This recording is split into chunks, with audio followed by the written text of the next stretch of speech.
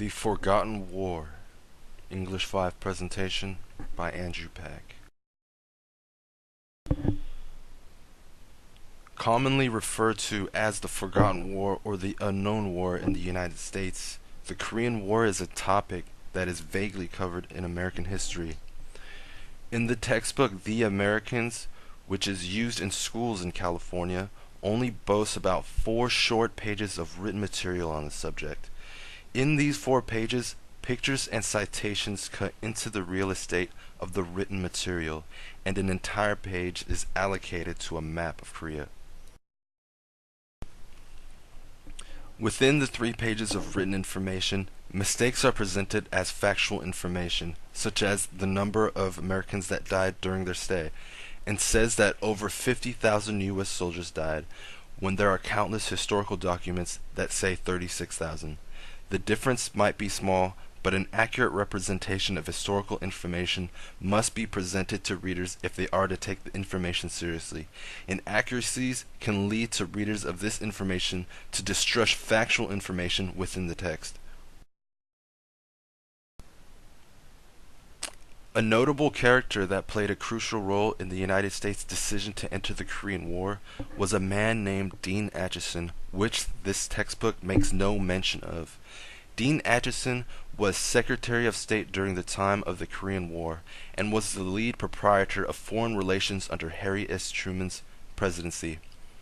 George Kennan, who was an American diplomat and supported the containment of Soviet and communist expansion, recalled from notes taken at the time that Acheson broke off collegial discussions on the afternoon of June 26 to produce a paper which was later issued by the president and was the fundamental decisions committing American air and naval power to the Korean War.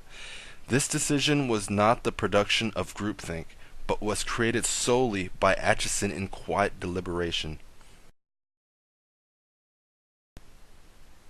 A systematic genocide of North Koreans took place within the 3 years the United States was fighting in this war. During the war, MacArthur ordered that a wasteland be created between the war front and the Yalu River border, destroying from the air every installation, factory, city, and village over thousands of square miles of North Korean territory. This order killed over 1 million North Korean civilians. Even though there are some that argue that informing children and young teens of wartime atrocities, accounts of perversion carried out by the opposition is frequently explored in detail, only until this information becomes common knowledge and a public outcry for the delivery of truth of war crimes committed by the United States does it come out and onto national publications. With World War II over and Japan now a puppet controlled by the United States thought that Korea was essential to Japan's industrial survival, but past relations between the two countries complicate this notion of coexistence. Japan annexed Korea in 1910, and the Japanese occupation of Korea from 1910 to 1945 is akin to the Nazi occupation of France, in the way it dug in deeply and has gnawed at the Korean national consciousness ever since.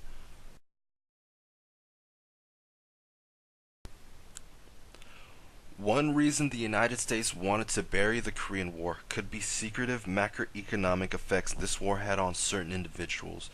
The Korean War was the crisis that, in Acheson's subsequent words, came along and saved us. By that he meant it enabled the final approval of NSC 68 and passage through Congress of a quadrupling of American defense spending.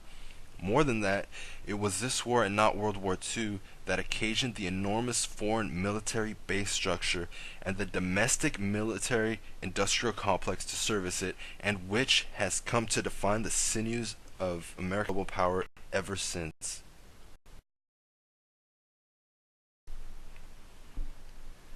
What the United States and subsequently this textbook tries to hide is the brutalities from which fueled North Korea's ascension into unbridled hatred against the United States and what is the United States' post-war economic miracle child, Japan.